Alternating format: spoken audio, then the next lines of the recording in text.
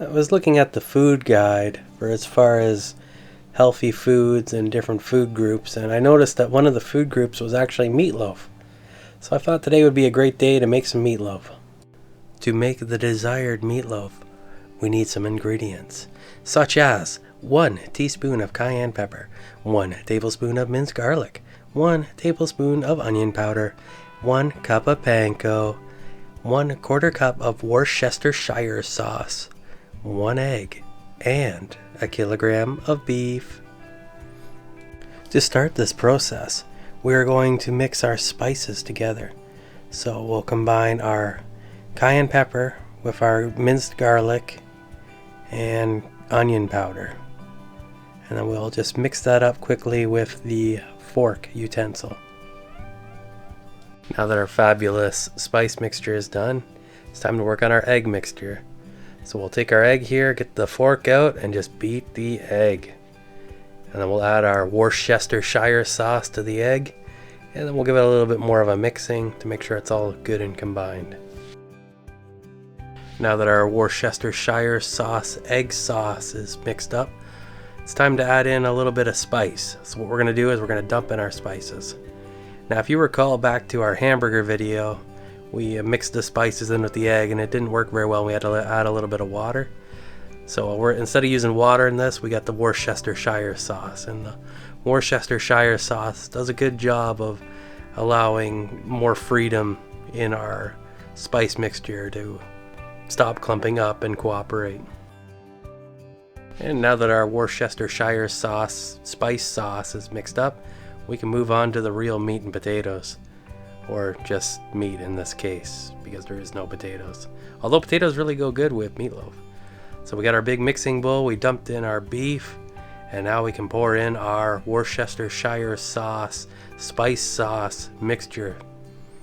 And in order to get all the Worcestershire sauce out of this bowl, I'm going to use a spatula, because the fork just isn't quite cutting the mustard. The spatula really makes light work of this Worcestershire sauce, spice sauce. And now we can add in our panko. Panko is like the best type of breadcrumbs to use for just about everything. And a meatloaf, it's fantastic. Now, there's quite a history with panko. It's made with electricity and its history dates back to the Second World War. Probably the best thing to come out of the Second World War. But that's neither here nor there. Now the trick to mixing your meatloaf is you don't want to beat your meat. You want to be nice and gentle. You want to have like nice light hands and gently mix it, because when you beat the meat you get all the juice out of it and it just is really dry and not very good, unless of course you intended to do it that way, then served it up with some type of tomato sauce or something. That could work. That's much more along the lines of like meatballs, where they're really good in sauce but they're much more dense than the hamburgers or meatloaf. Either way, it looks like we're mixed up satisfactorily now, so we'll go get ourselves a loaf pan and we're going to proceed to pour our meat into our loaf pan. And I'm just going to make sure I hold on to the meat as I'm pouring so it doesn't just fly out of there, because it's one big blob at this point in time. And now I'm just going to kind of gently massage the meat so that it gets to all the corners of the pan and has a relatively flat top.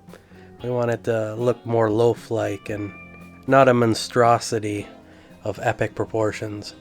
So after we finish our little massage of the meat here, we're going to cover the top with ketchup. Now you can use any type of ketchup you want.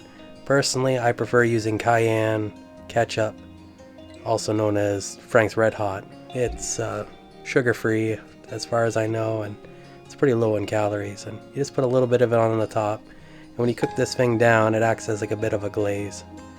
And if you use sugar-based ketchup, it'll have much more of a caramelized effect on the top, but this works good for me. So into the oven we go. As far as cook times go, it'll depend a lot on your temperature.